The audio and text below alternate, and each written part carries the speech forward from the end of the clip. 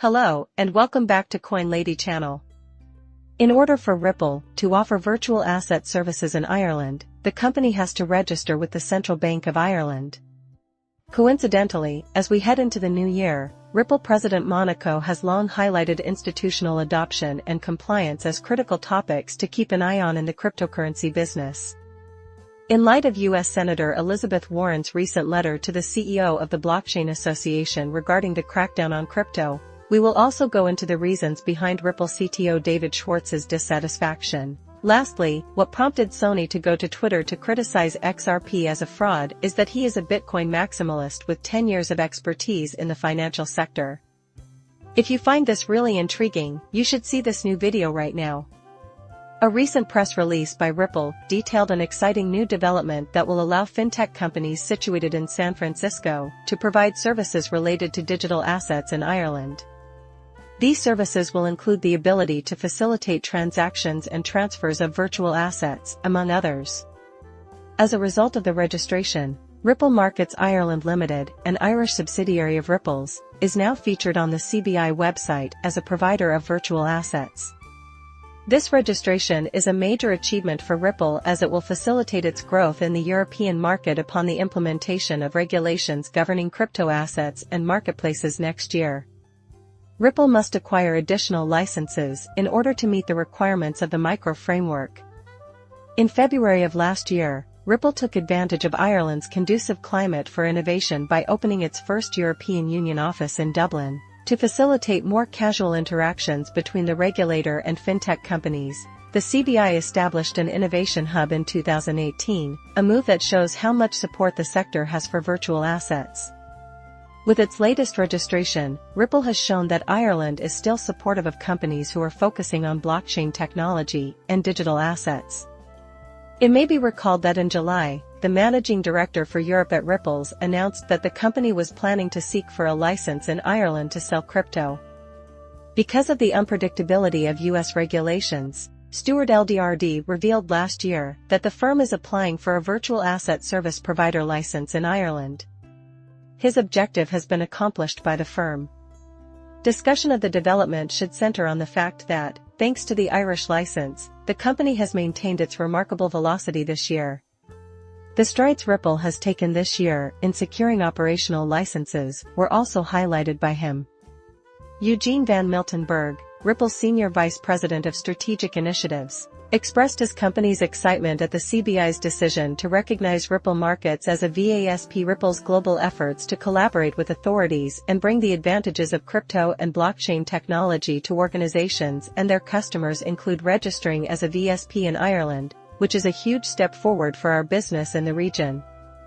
According to news reports from October 2023, the Singaporean branch of Ripple received a payment license from the country's central bank, the Monetary Authority of Singapore, MAS. Meanwhile, in the United States, Ripple has obtained the vast majority of its 35 money transmitter licenses this year. On top of that, XRP was greenlit for usage inside the Dubai International Financial Center in November 2023 by the Dubai Financial Services Authority. As a result, XRP can now be used by DIFC-licensed virtual asset enterprises. In order to be the first to know about any new XRP-related developments, please subscribe to our channel and enable notifications. It would appear that institutional investors are about to flood into the cryptocurrency market in 2024, when the first 5 Bitcoin ETFs are scheduled to debut in the US.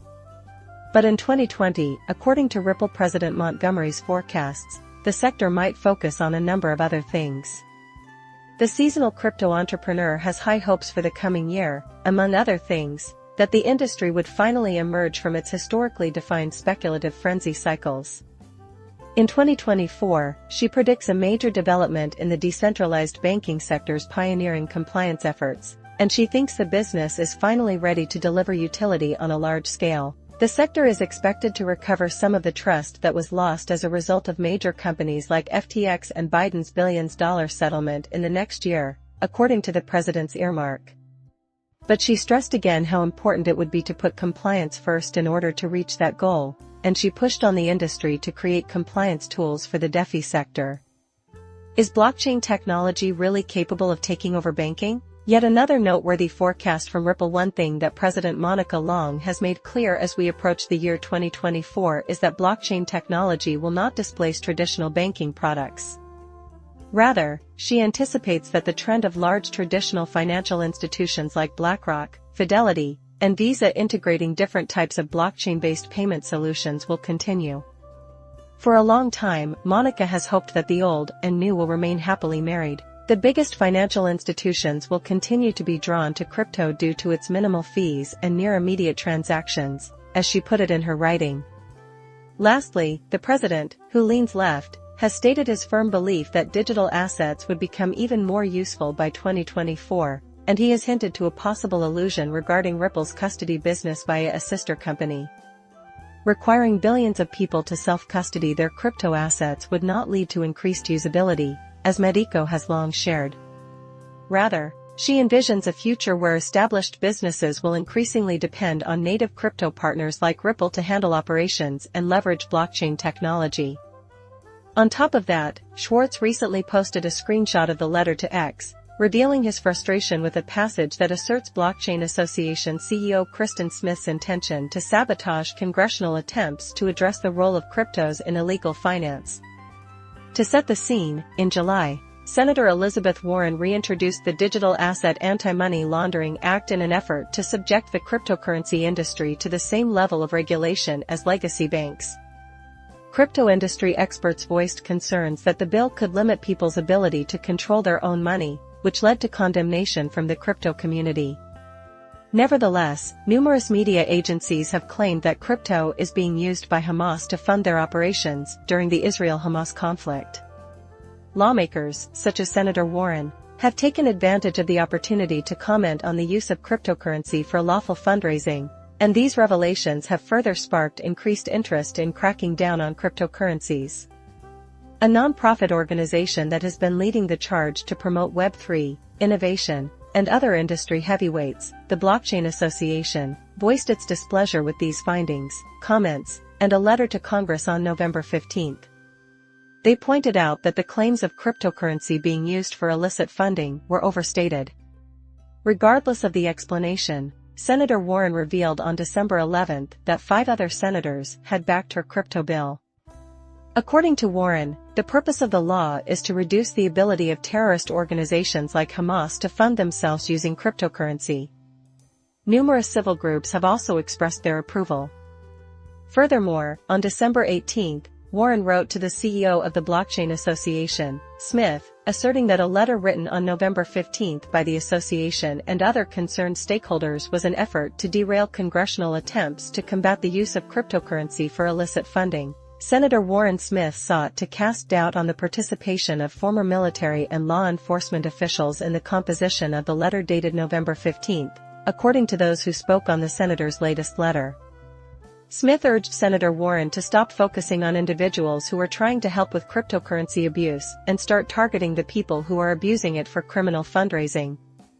Last month, she let it slip that Senator Warren had declined her offer to a meeting to discuss the issue. Everyone in the cryptocurrency world has rallied behind the Blockchain Association in their denunciation of the bipartisan bill and other recent initiatives that some see as a way to regulate the sector. Those who have spoken out against the new initiatives include the Ripple CTO. The day's most pressing question is this: is XRP a fraud?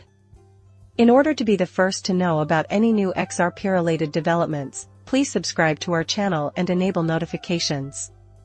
Some have stated that banks will choose Bitcoin over XRP, suggesting that XRP has limited chance of being adopted by financial institutions. He continued by outlining other arguments in support of his daring assertion that XRP is a fraud. The unfounded assertion that XRP was created by the San Francisco-based crypto solutions company Ripple Labs was one of his main points. Hence, Bitcoin Maxi asserted that XRP is centralized and banks are reluctant to be used. In addition, Sony made an unfounded claim about Ripple Labs receiving 80% of the XRP in circulation. His earlier claims that Ripple Labs produced XRP, weakening the perception that Ripple was granted 80% of the supply, make this argument noticeably inconsistent. Also, Sony was wrong when they said that Ripple may change the XRP code and issue more of the coin whenever they want. He asserts that Ripple is granted the power to make such alterations independently due to their illusory unilateral control over the code. At the same time, Bitcoin Maxi made a comment: "Nobody will use XRP if the US gets down on it." The value of XRP plummeted after Ripple Labs was sued. Despite the fact that XRP's valuation has landed them in legal hot water, the digital asset is still attracting users in the community and the payment sector. Ruli has made it clear that the lawsuit had no impact on the company's ability to work on payment solutions with other nations. According to Sony, XRP isn't getting much love from the general public since many think banks and other financial institutions are the only potential users of this cryptocurrency. Furthermore, he went on to say that XRP's value would probably go to zero indefinitely if it were banned in the US, as no one would trade with it. The opposite is true. XRP has been one of the top 10 most talked about cryptocurrency initiative since 2014. It was before and after the case. It is to be assumed that XRP is also a licensed digital asset in nations like Dubai and Japan. The XRP community reacted strongly to these claims. Even though Rajat Soni has a CFA designation and 10 years of experience in finance, pro-XRP lawyer Bill Morgan called Rajat Soni's article the most ignorant threat ever made regarding XRP. Notable crypto author panels were shocked by the apparent lack of comprehension in basic research abilities. Then Mikros shared a thread he made in 2018 to teach Sony the truth about XRP. Just as XRP YouTuber Moon Lumbo pointed out the contradictions in Rajat Soni's claim, so did I. He also mentioned the importance of questioning bad ideas. Please share your opinions with me in the space provided below. Please give the video a thumbs up, subscribe, and enable notifications. See you later, bye.